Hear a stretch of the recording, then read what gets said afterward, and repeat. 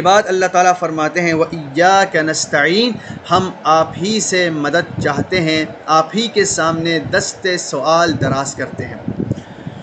جب ہم یہ کہتے ہیں کہ آپ ہی سے مدد مانگتے ہیں تو اگلے ہی لمحے یہ سوال جنم لیتا ہے کہ بہت سے معاملات ہم ایسے دیکھتے ہیں کہ جہاں ہم مجبور ہوتے ہیں کہ کسی اور سے مدد مانگیں۔ جیسے ہم اپنی روزمرہ کی زندگی میں دیکھتے ہیں کہ ہم ایک دوسرے کا تعاون کرنے پر، ایک دوسرے سے مدد مانگنے پر مجبور ہیں۔ ہم کسی کو کہتے ہیں مجھے پانی پلا دو، کسی کو کہتے ہیں میرا فلاں کام کر دو، مزدور سے کہتے ہیں میرے گھر کی تعمیر کر دو۔ تو یہ آپ غیر اللہ سے مدد تو مانگ رہے ہیں۔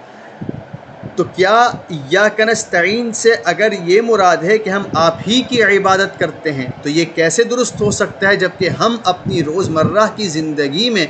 دوسروں کی مدد کے محتاج ہوتے ہیں؟ اور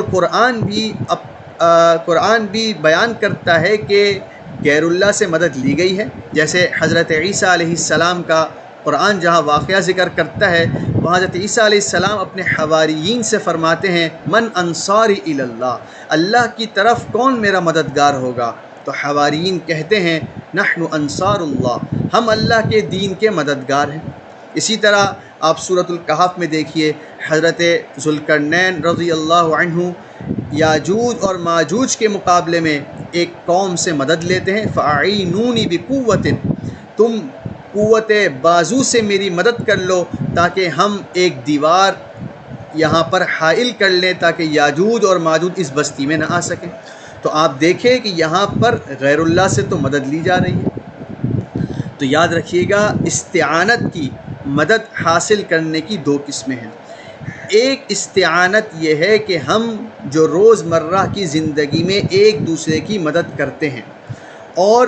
اس مدد کی صورت کیا ہوتی ہے؟ جس کو ہم مدد کے لیے پکارتے ہیں ایک تو وہ ہمارے سامنے ہوتا ہے، وہ ہمارے سامنے موجود ہوتا ہے، اور جس کام کا ہم اس سے مطالبہ کرتے ہیں یہ وہ کام ہوتا ہے جو عام طور پر لوگ ایک دوسرے کے لیے کیا کرتے ہیں، پانی پلانا، مدد کرنا، کام کر دینا۔ تو یہ وہ معاملات ہیں جو تحت الاسباب ہوتے ہیں کہ عام طور پر لوگ ایک دوسرے کے لیے یہ کیا کرتے ہیں۔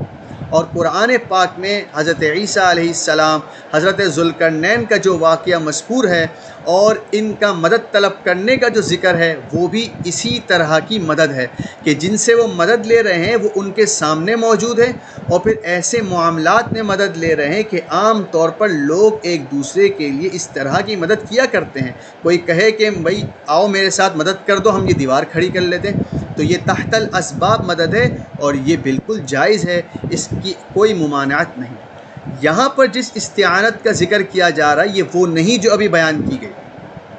ایک استعانت اور مدد طلب کرنا یہ ہے کہ جو ہم غیبی طور پر کسی کو پکارتے ہیں،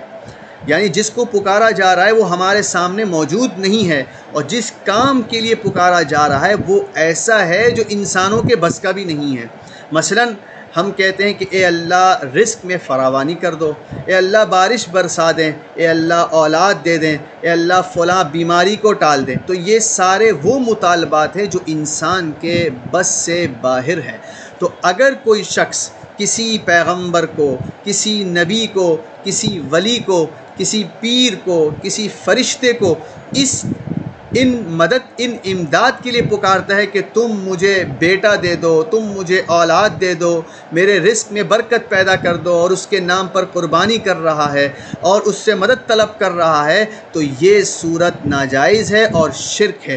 یہیں اس صورت کے اندر اسی کو بیان کیا جا رہا ہے کہ وَإِيَّاكَ نَسْتَعِينُ، ہم آپ ہی سے مدد طلب کرتے ہیں، یعنی وہ امور جو ما فوق الاسباب ہیں، جو انسانوں کے بس کے نہیں ہیں، ہم اس میں آپ ہی کو پکارتے ہیں، آپ ہی سے مدد مانگتے ہیں۔ لہٰذا اگر کوئی شخص کسی ایسی ہستی کو پکارتا ہے جو اس کے سامنے موجود نہیں ہے بلکہ قبر میں ہے یا کہیں اور ہے، اور اس کو آواز لگاتا ہے، اس کو ندا لگاتا ہے اور اس سے ایسے کاموں کا مطالبہ کرتا ہے جو اللہ کے ساتھ مخصوص ہیں، تو بہرحال یہ شرک ہوگا اور یہ غیر اللہ سے استعانت اور امداد طلب کرنا ہوگا۔ اس کی اللہ تعالیٰ ممانعت فرماتے ہیں، اور سورہ فاتحہ کے اندر واضح طور پر پر بیان کر دیتے ہیں کہ تم اس طرح کہو کہ ہم آپ ہی کی عبادت کرتے ہیں، یعنی آپ کے علاوہ کسی کی عبادت نہیں کرتے، اور تم یہ کہو کہ ہم آپ ہی سے مدد چاہتے ہیں، آپ کے علاوہ کسی کے سامنے دست سوال دراز نہیں کرتے،